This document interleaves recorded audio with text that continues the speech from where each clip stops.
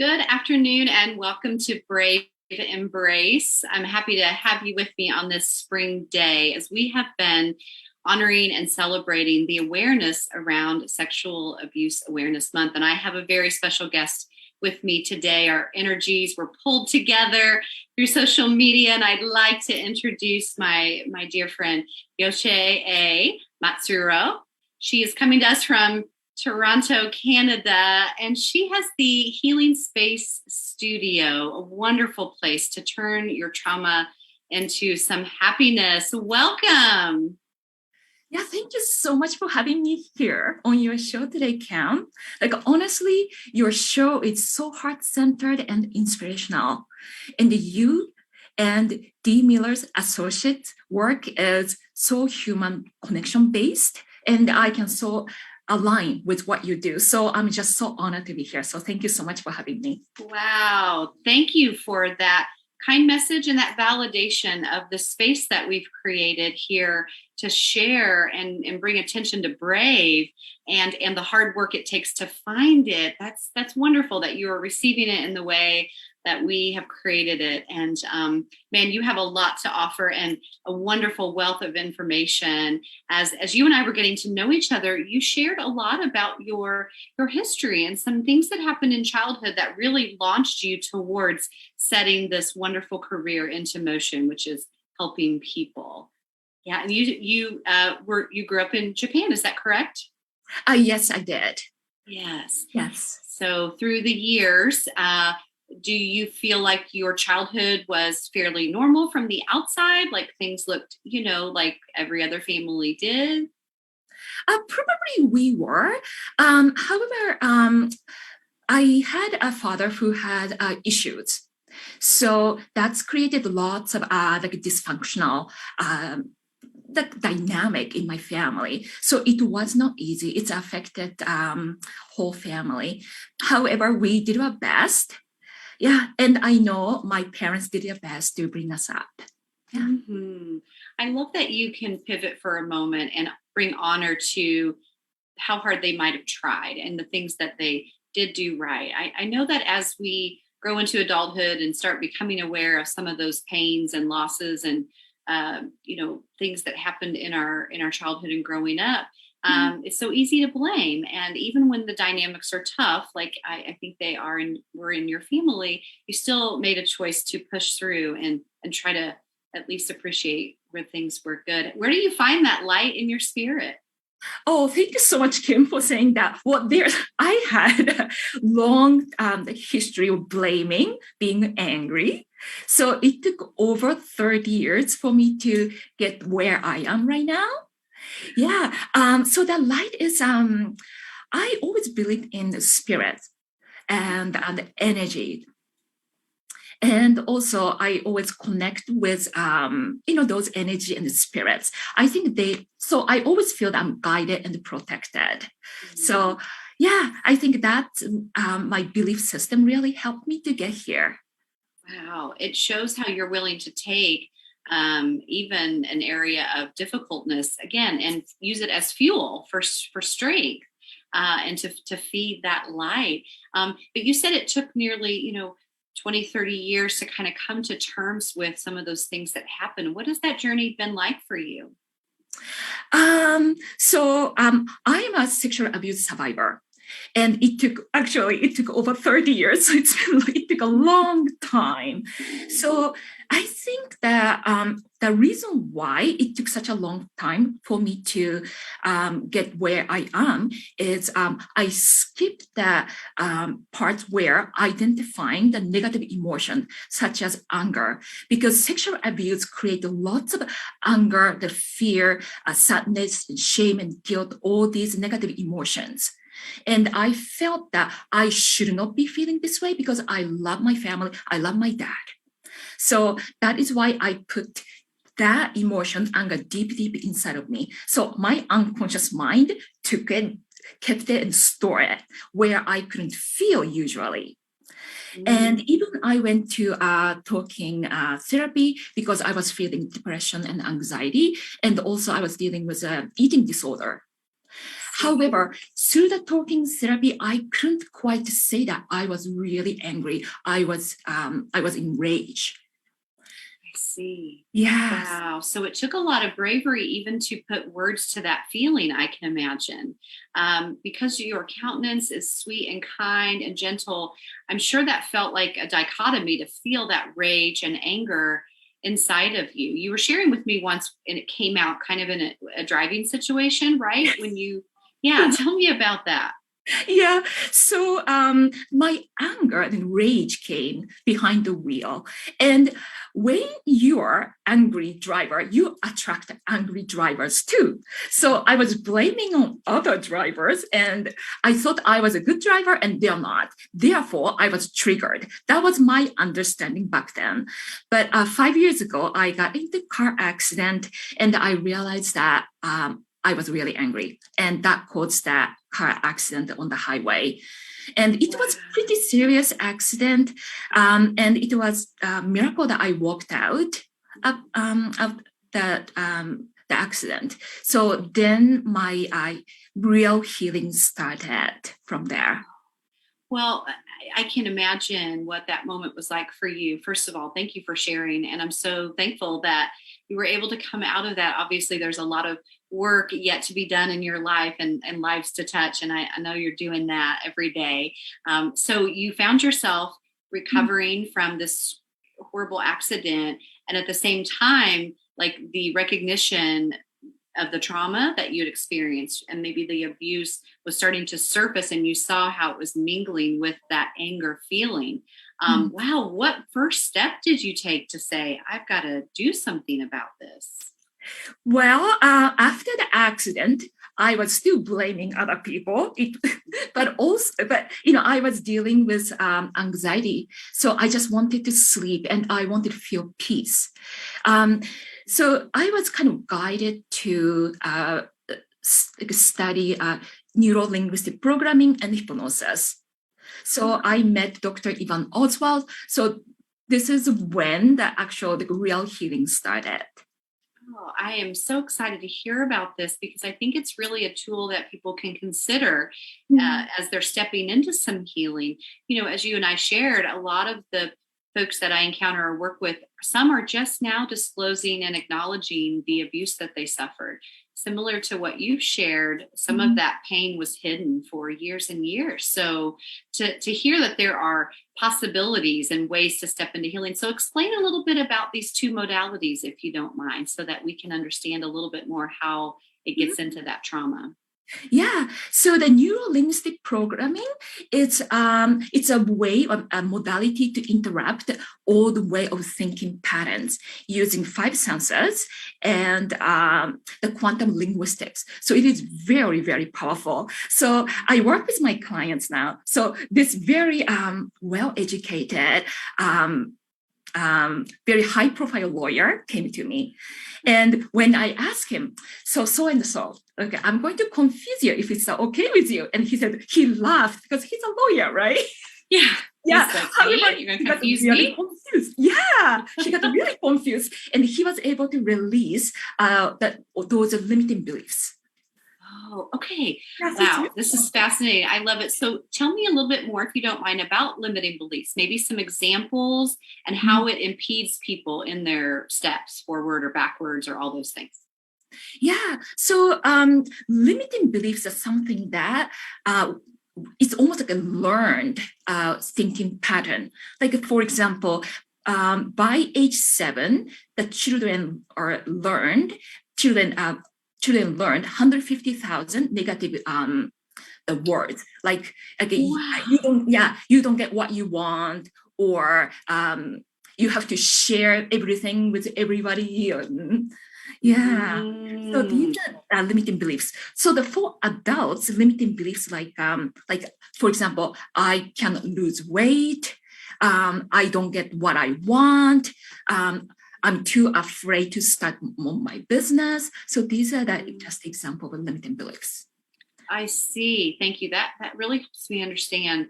How would you anticipate some of those limiting beliefs arising in a sexual abuse survivor, someone that has hidden that shame and all of those things for years, how would that show up maybe in their life or in yours in that case? Yeah. So the fear is really good and big, and guilt, shame, and guilt. So those negative emotions associated with the traumatic events, they actually create limiting beliefs. So I always look at my clients as a soul base. So as a soul, like we are so pure and open and willing to take challenges in this lifetime. But those limiting beliefs will kind of stop us from growing. So we don't need the limiting beliefs. It's not part of who we are. It's just we are taught, and this is something learned. So it's a learned behavior, which then from what I remember understanding, like you can unlearn it.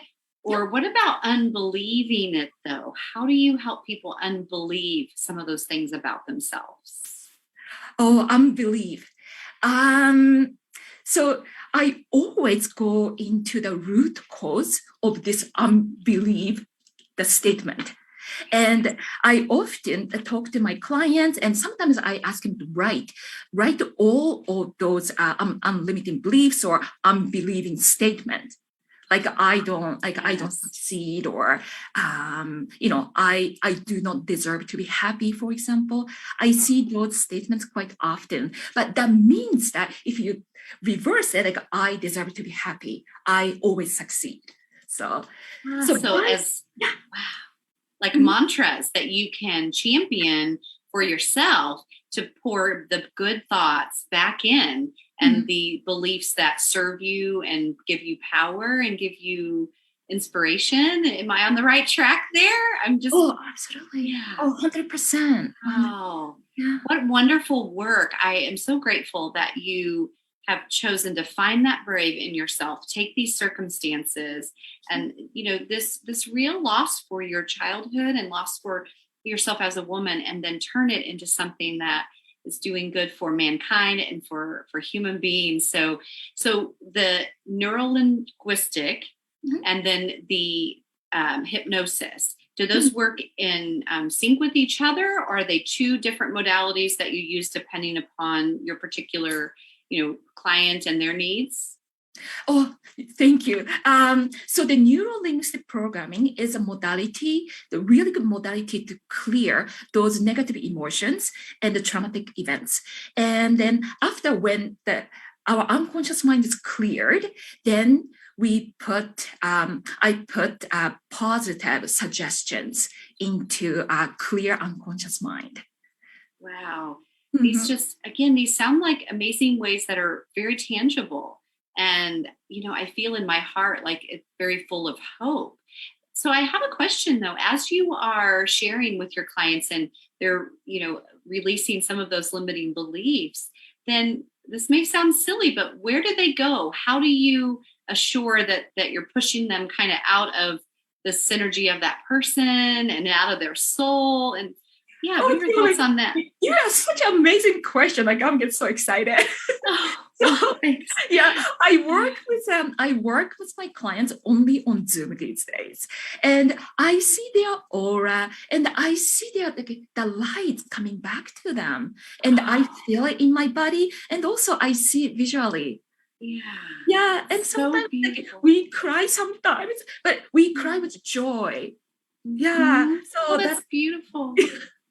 Yes. Now you taught in school for, until you have launched your business and your healing practice. You were a teacher, and was that in high school? Did you say in high school?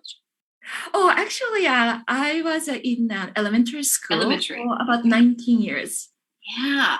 So how do you feel like seeing kind of that innocence of children and just that spirit they have about willingness?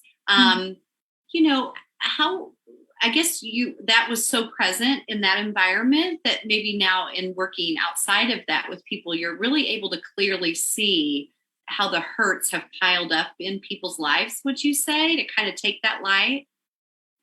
Yeah, for sure. Like, I see my clients, and also I see like child in them as well. Yeah, they are still creative and hopeful and have this like beautiful dreams. So that's what I see. Yeah. Well, how did you excavate that for yourself when you began this process? You stepped into some of these healing tools for yourself, you said, right? And Mhm. found the power of like healing was just immense. Mhm. So I really feel that when that my anger was released, then I really started feeling be able to get in touch with my soul. So this is when I see each individual as a beautiful soul. Oh, I love it. And I love the idea of it just from my mind's eye, and that you are looking and sharing with your clients in a way that you're seeing beneath some of those levels of shame and blame and grief and loss back to that original self, kind of for that original storyline that was written for their lives, like helping them pull that back out. Yeah, thank What's you. the typical program like? We have links to it all, and we'll talk a little bit more about this because I'm so excited to share this with those watching and listening. But tell me how you set up a program and kind of how you work with your clients through that. Yes. So my program is a trauma to happiness healing program, and it is maximum of 4 months program. And so I specialize in trauma release for sexual abuse, the violence survivors to overcome depression, anxiety, and trauma so that they can feel happy, confident, and successful again. So that is my goal. So the so the first month is the core session. That is a trauma release. First, identified the root cause of the issue, like depression, anxiety, or whatever they are dealing with, and then a trauma release happens, and then that also transformation of life happen, and also we will look into family DNA transformation. So that's the first month. And the second month is a follow-up. So I found lots of clients who have gone through a sexual abuse assault, they tend to have this anxiety flashback and the triggers. So through the second month of our follow-up sessions, we can clear all that. In the third month and the fourth month is a kind of fun part, continuation of healing. It is called self-love upgrade. So yeah, my clients can choose from yoga. And I am an advanced yoga teacher and Reiki. I am a Reiki master teacher. So if they want to become a Reiki practitioner, I can teach them. And I do spiritual card reading and emotional freedom techniques. So these modalities that my clients can choose from, and it is a 101 program. So we can continue with the healing. Wow. So you really set up an environment, it sounds like, where people, they have a little bit of control. Like you said, they can choose when they get to that step, when maybe what feels right for them next. But those first 2 months of just very vulnerably sharing, unloading, having that, kind of release, which you said you can usually see and pick up from your clients through the screen. Tell me a little bit about the Reiki. There may be some that don't really know what that word is or what that means. Do you mind going into that a little bit? Not at all. So Reiki is a Japanese hands-on healing technique guided by energy. So I believe that we all have healing energy within. However, sometimes going through no easy time in this lifetime, we create a blockage like chakras. So through this the Reiki healing, that my client's energy will start flowing more naturally and easily and smoothly. So if they're having even the physical issues, these issues can be solved by Reiki. I'm a big believer in the process. Absolutely. I have experienced it myself by having those sessions where someone is cleansing and clearing my chakras, going through those healing processes over my body. And in that experience, it was not maybe touching my body, but just kind of over it. But I do remember feeling that power of the energy coming back through my body. Like it's almost like you're blocked, say, in your throat or, in your stomach when you have all that anxiety and you just get stuck in those negative thoughts, those I'm trying to mix a couple words here. Those trauma events and the triggers. Yeah. Putting them all into one. I'll make up a new word. So So this Reiki is it might sound scary to some, but what thoughts do you have around helping people understand that it's really something positive and very powerful for their body? So it is, I think there's a misconception about the energy. It's not that I am giving them my energy. It is almost like moving their own energy. So I'm helping with their flow. So they will realize their healing energy within. They can start feeling it. And oh wow, thank you for explaining that a little bit at a deeper level. And with the hypnosis, I have, seen a variety of different times where that's come into play. A couple of times almost like in a comedic way, where they're trying to make someone do something or those things. So how does this look in a, trauma informed and trauma sensitive situation? Oh, thank you so much for asking. So always beginning of this session, I tell my clients that all the hypnosis is self-hypnosis. It's almost like, to me, like all the healing is self-healing. Yeah. So the hypnosis is an alpha state where it's a dreaming state. It's almost like a daydreaming state, meditative state. So they're in control of themselves.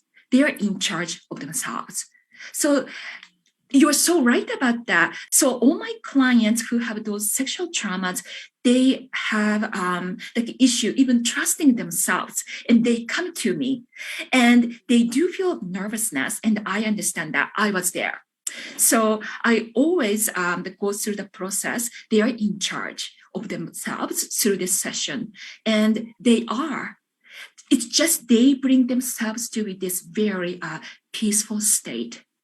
So they feel safe enough to release any of that traumatic events and negative emotions associated with those events. It's so powerful. I believe in the possibility of it. I love the way you explained it as that dream, kind of a daydreaming state, because I think we all been there and can understand that feeling of being just kind of present, but also our mind is free and wandering and hopeful. Then you start to think in that childlike state. I think that's one thing I like about meditation is it just puts me at that peaceful place where I can, again, get excited about things and dream, and without all the anxiety or the task-oriented thoughts that are on my mind. But can it be scary? Like when you start releasing things and memories and feelings, can that be scary for some? You know what? So yesterday I worked with a client. She has gone through quite a traumatic events since when she was very, very young. And in the very peaceful state, we are on the Zoom call. And I always tell my clients that you're safe. That is okay. It's okay. I'm here with you. And with that very calming state, they are not scared. So with the trauma release, they are in the neuro-linguistic programming parts, and they can quite remember the one very vivid scene and using the scene. So it's kind of visualization, and after that, we can just clear that. Oh, I see. So yes, just can say this be gone, and like operating out of a new mindset where that's doesn't have control.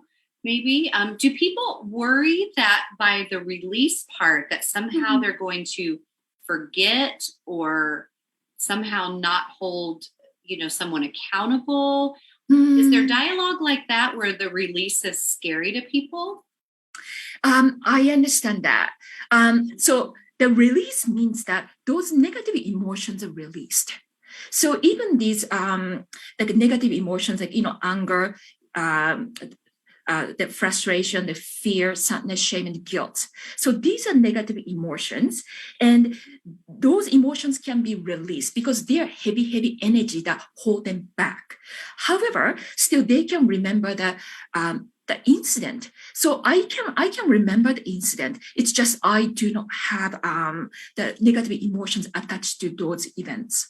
Okay, that was a beautifully said way to describe it. I really understood that you still have the thought, the memory, but the emotion isn't tied to it any longer. That's That right. is really powerful, opening that space up then for, I guess, the emotions that the person would choose to have there. So when you were going through this, if you don't mind me stepping back just a minute, and discovering and putting words to your own pain and your own losses that you suffered as a child, did you feel it instantly helping and opening up pathways? And so it was very clear to you, like, this is really a release and a good step for me? Um, Actually, Kim, I think I don't think I'm a very good client. I didn't tell my teacher, Dr. Ivan, that I had the suicidal thoughts, the depression, anxiety, and sexual abuse. I never said to anybody. I kept it inside because I thought that through the talking therapy, and I read lots of self-help books, and I thought I forgave my dad, and he passed away 6 years ago. And we had this wonderful the funeral, and I kissed him goodbye and all that. However, that my unconscious mind kept that deep rage and anger from the sexual abuse. So I did not say to my teacher. However, I was able to release it. I was there in the training, and but I was crying a lot, and I wasn't sure why. And I took the test. I passed the test. So after all, I went back to Dr. Evans for neuro-linguistic programming and hypnosis training for 4 times altogether. Yeah, so it took a long time. So I tell my clients that once we identify that negative emotions and the root cause of the issue, like you are ahead of the game, you are doing such a great job. Wow, that's something worth shouting from the rooftops. I know people feel really stuck. I've been there. I still fall into that trap sometimes and paralyzed kind of just by the mix of feelings. But it sounds like you even took that knowing that that was happening to you, but still trudged forward, in, again, just complete bravery. I mean, you had a gift to give back to the world, my dear, and I can see that it was bubbling up in you, and you were following that spiritual calling to, like, get this out there and help people step out of those negative and hurtful beliefs and into the healing, which brings happiness and joy. So you were like in the third, fourth month, we were talking about your program. So how do clients feel like they're achieving and they're reaching their goals when they're working with you? First of all, all my clients said they feel lighter and they want to move on with their lives with the goal in their mind. I see. Yeah. Uh-huh. How does this work weigh on you every day? What are your methods of self-care, and how do you keep yourself light and energized for this heavy work? Sometimes I do feel tired. Yeah. But I always bring my focus on the goal. So, which is I help the survivors who suffered from sexual abuse and traumatic events to overcome depression, anxiety, and trauma so that they can live their life the way they always dreamed of. So I always bring my mind to my goal. Yes. Yeah. And I focus on my clients who have made a transformation, and I see their faces in my mind, and that keep me going. It keeps you feeling fulfilled, and you see the why behind the sacrifice of putting yourself in there. Well, I love that. And I appreciate how you have linked the symptoms or the things that are attached to some of those pain points, like that they show up as depression and anxiety and fear, and in your case, anger. And I've had that anger before as well. Mm-hmm.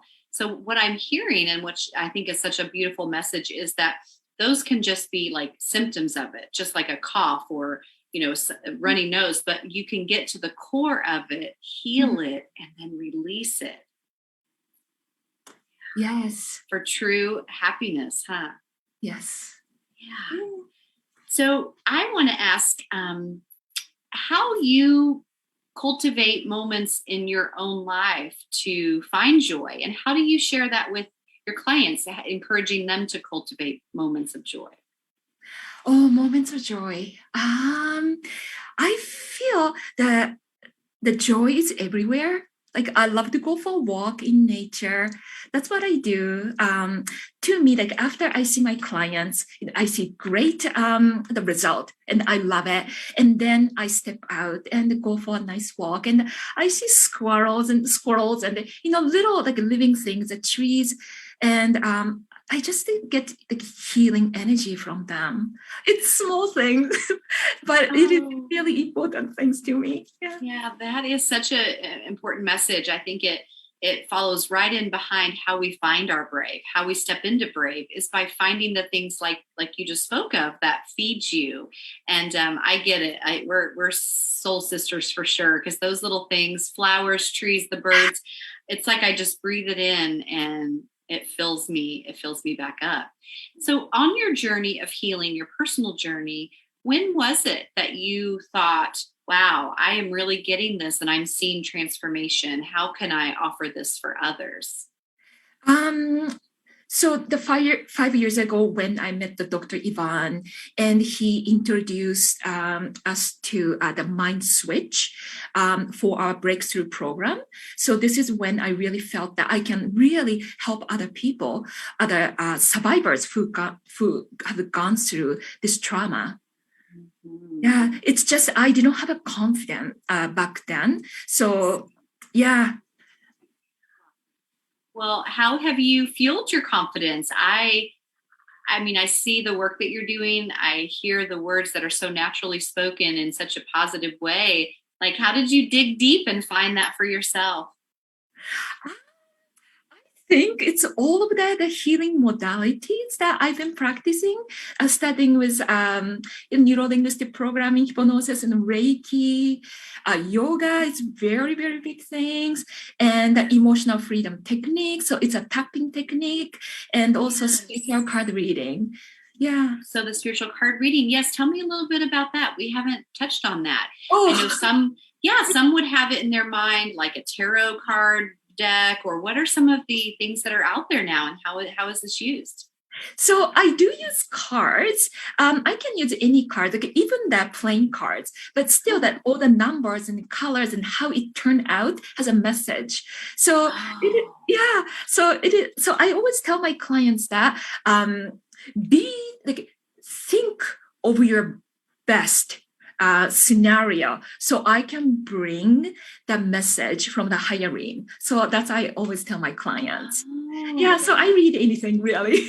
Wow, that's fascinating. Oh, I can't wait to learn more about that. So you feel intuitively you were able to, kind of receive those messages. So I heard you say stepping back and looking at that person, or asking them to step into their highest self or their best state of being. I love that. And that's something that I have kind of used even in my mind in working and helping clients, or even talking to friends who are struggling in a moment of how to get through a situation or what to do or say next, like thinking of themselves at that very highest level, achieving it, everything is good, looking back, what skills and what actions. Is that similar? Am I on the right track there? Oh, absolutely, 100%. Yeah, like you guys keep channeling and receiving the message from higher realms. Yes, 100%. So what do you think? How do people step out of fear? I feel like fear guides us in a lot of areas of our life right now. What are your thoughts around that? You're so right about that. So anxiety is a fear-based. Yeah. So fear is one of the negative emotion. And so those things can clear it. Yeah, using the neuro-linguistic programming and hypnosis easily. Yeah. And also like breathing, the yoga can really helpful. And also, Oh, no, go ahead. Thank you. And knowing that when you feel anxiety, like tell yourself that like you're being really, really creative right now. You are thinking of your future based on fear. That hasn't happened yet. So let's step back. That's I tell myself, you're being so creative again, Yoshie. Yeah, that is phenomenal. I love that. So, okay. So I want you to say that again because I really got it. I'm not sure I can repeat it the same way, but in helping someone who's feeling fear about the future or fear about something. Yes. And your thoughts there again. How did you word that? Okay. So, for example, Kim, you're feeling a little anxious, right? Tell yourself, Kim, you're being so creative again. You're thinking, you're making up the story of my future based on fear. So let's step back. It hasn't happened yet. Yes. I mean, it seems so simple. Not that I'm saying this work is simplified, but just I think your delivery and being able to join someone there with a smile and with a positive affirmation So really techniques like this. You also brought up breathing, which I think is very important, and yoga. And those can be also kind of commingled, right? Like you can do some special breathing. Tell me about that. So breathing always bring us back to present, the current situation. Yeah, and yoga really helps us move our energy inside and really feel our body. Because when you're so anxious, like I used to have this issue, I didn't feel my body. That is why when I had eating disorder, I ate so much because I couldn't feel the fulfillment. But with yoga, you start feeling your body, like especially for the women, like hips. These areas are very feminine area. I did not want to think about that area before, but do that, all the movement and start really get in touch with our body and feel our body and start really loving our body. Yes. Once again, just so beautiful. The thought of the stretching power of releasing and opening up those parts of our body that feel stuck and hurt, and then just allowing the breath to move through. So for someone that might be concerned that they can't do any of that right, like what if they fear and worry that, well, I could never do that, or I could never see the transformation? What are some words for someone like that? Oh, someone like that. I 100% I believe that our soul is meant to rise. There is a time that you feel that you are almost stuck and can't get out. And I was there. Definitely. I wrote on my Facebook article that I felt I lived in darkness, and I was there. However, we always have the opportunity that to rise our soul, and our soul's always meant to rise. So just trust that. Yeah, and everyone can heal. So stay hopeful. Stay hopeful. You have just found this a beautiful way to connect and deliver these words of inspiration and wisdom to people. I'm just so thankful that you found your brave, that you were willing to fight through it. I imagine those years were scary. Yes, definitely it was. Even there were times I couldn't sit with myself. So I used to go out. Otherwise, I couldn't stay by myself in my apartment. So I worked a lot and I was outside a lot. And also, I looked for the friendship. It wasn't a very good one, but I just couldn't be by myself. Yeah, so there are times like that. Yeah. And so in those moments, do you encourage your clients to go step backwards ever and kind of restart with some of those therapy modalities we're talking about? Or do you advise them to go into journaling or another tool when someone kind of gets there? Yeah, the journaling is a great thing. I do that every day. Yeah, and even the journaling, it's okay to say that I feel depressed and I don't want to do anything.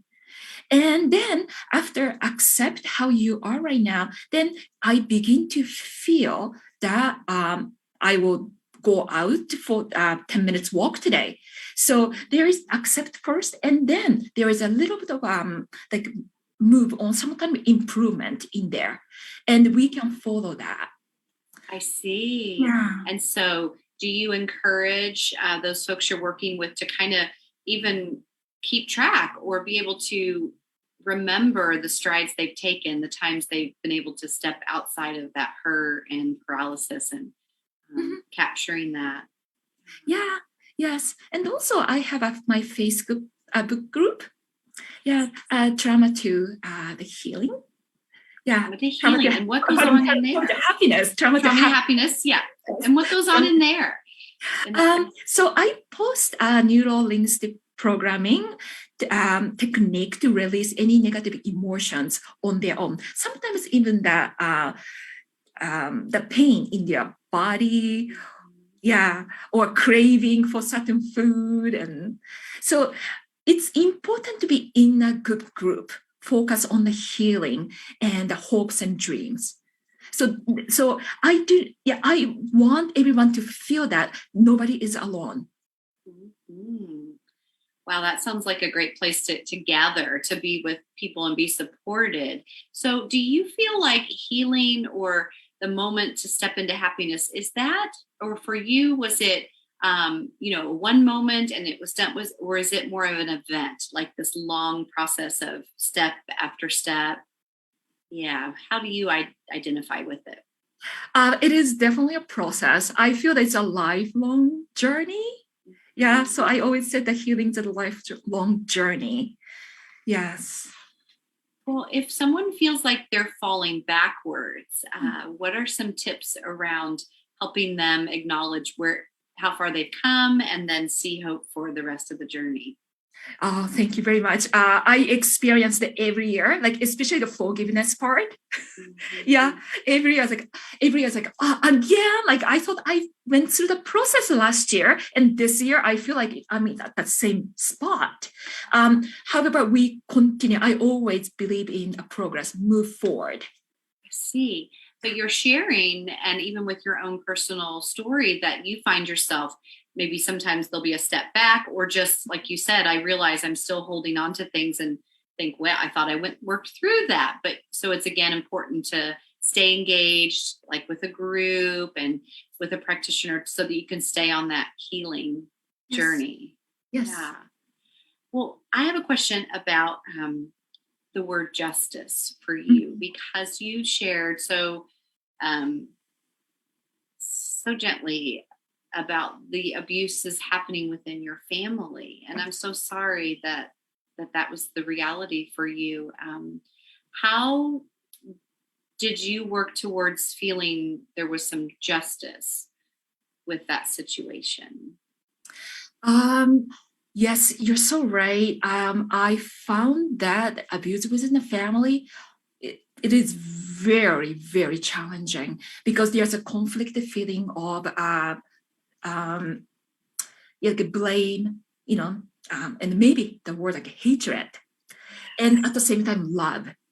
And so in my Facebook group, there are other members who mentioned that, and I share my experience. So it is okay to love the person, and at the same time feel anger, like rage toward the person. That is okay, because I avoided the anger and rage for such a long time. That is why it took such a long time for me to go through this healing process. So, and especially with the family, so another person, like I went to my mother, however, it was not dealt with. So again, I felt like betrayed and anger. So I love my mother, and however, there was anger there as well. And it is so important to identify those emotions, and at the same time, accept the emotions of love. That is okay as well. Yes. So allowing yourself to feel kind of the both sides of that, and knowing that that's okay, and giving love back. So that time before your father passed, did you spend time working through it with him, or was it an unspoken, just kind of we're going to move forward? What did that look like exactly? Yeah, it was unspoken. It's just a feeling of such a love towards him and his suffering that I felt when he was really, really ill and in the hospital. And I took care of him, and it's just only the love that I felt. So I feel that the closure is very important, but I have the closure, like emotional, psychological, um, and the mental closure. And I feel that the physical part is happening like right now, just sharing with you and sharing with other survivors. I think to me, this is the closure of the physical part of what, how, and why. Oh, I see. Mm. So, okay, that's a great mirror reflection of closure, I think. And you were able to put words around it and understanding certain dynamics about the crime, about the event, about what happened, and that gave you closure. Do you feel like the survivors that you're working with, do they usually find closure or a feeling of closure after they've been able to clear out some beliefs and get some energy healing? Is that kind of a natural byproduct of it, is some closure? Yes. So after those clearing, I think the closure happens within. Yeah. So again, the mental, emotional. So I work mainly with my clients, the mental, emotional, and spiritual side. So they do have this like a peace in them. I think it's part of the closure. Yes. Yeah. I love that your work also focuses on the spiritual side of healing and people. I feel like that's an area sometimes left out of the equation. But yet it's the core, I believe, because that soul, that spirit within us is really what is allowing us, like you said, to feel the freedom to be, to forgive and be forgiven. And you can see it in their face. What are some other things about your journey or your work that you'd like to share with us? I just am intrigued and so honored to know you and to learn these things from you. So right now, my focus is trauma release because I went through my sexual abuse, the trauma, and it took such a long time to define the modality to help me to release those negative emotions. Like it's such a like I think for women, the anger, rage, I think it's a very big thing. We tend to keep it deep inside of us because we are supposed to be the nurturing one, the mothering one. Yeah. So the trauma to me, like working with the trauma is my biggest goal for now, and I'm here to help all the survivors who have gone through, sexual abuse, all those traumatic events, so they can feel happiness and feeling confidence and successful again. Right, because once they're able to release and then tackle some of the depression, anxiety that's fueling the confusion or discontent, allows them to feel the happiness and then spurs them on to then be enjoying and diving into life again, right? Yes. In such a positive way. I love that. So are you enrolling all throughout the year into your program and your classes, or are there certain time frames that they're available? I'm taking clients right now. Yes. And actually, Kim, because I'm so honored to be on your show, The Brave Embrace. So I created a special rate for first 10 people who watch The Brave Embrace, 50% off. That's wonderful. My goodness. Yoshie, thank you for that. I believe that there are people drawn to you that are capable and want that healing. And thank you for making it achievable to them with a special bonus code. That is exciting. We'll have details about that in the show notes. And also, I know some have been on and off the screen. This is a real tangible way, I think, to step into the possibility of what's next. And everything I've seen and read from you has just a heart of love to it. And I feel like you're drawing people back to that core of who they are and letting love guide and letting love rule. Right? Yeah, thank you very much. Absolutely. Yeah. Well, it's amazing work, and I'm so grateful for you sharing with us today and for sharing the dynamics of your personal testimony. I'm really honored to hold those with you, and you're just a delight. I'm so thankful our paths crossed, and I know, Yeah. yeah, we'll be in good touch. Is there anything you'd like to leave our viewers with? Oh, yes, I do. But before Good. that, I just want to say that I was watching a show, one that Brave Embrace, and you mentioned that the survivors need to be understood and heard and validated. And when I heard that, like my spirit was shifted. So I'm so grateful. I felt that I was understood, like my experience was understood. It is such a simple way to say it. However, as a survivor, it's so I was so empowered that you are saying it. Like survivors need to be heard and understood and validated. And I felt so validated. So thank you so much. Thank you. Really, thank you for saying that, because this is a safe place where we gather and we share and lift these stories up and help us acknowledge that we're in this together. We're not alone. We do hear, we do understand it. I'm so glad that you received that from watching. I've had some amazingly brave survivors share their stories through the last couple of years. And, it's not lost on me the power of the word and then the power of letting the light in, which is what D. Miller and Associates has allowed us to do with this platform by just letting the light in, by talking about it and sharing joy and love. Yes. Well, thank you for saying those things. I know that there were a lot of takeaways from today, so I'll be anxious for people to connect and reach out and to rewatch this episode, and also to connect with you on your social media platforms.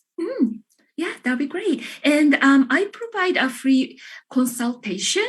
So this is where I can understand where clients are right now and where they want to go. So I can see like how I can best help them. See, and so how do they sign up for something like that? Is it through your platforms?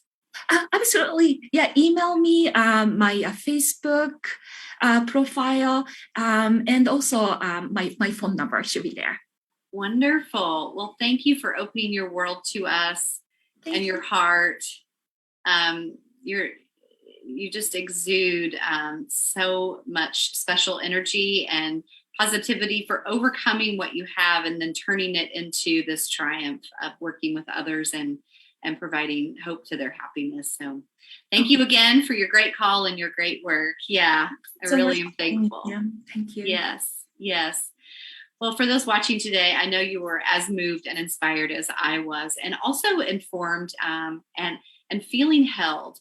I believe that through Yoshie's work, she wants to hold space with you and also hold us so that we can step towards that healing and find the happiness. So thank you for joining us in this space where we talk about these difficult stories found in darkness. However, we seek the brave and the hope to be found within each story. So until next time, thank you so much. And thank you, Yoshie, for being here. And until next time, be brave.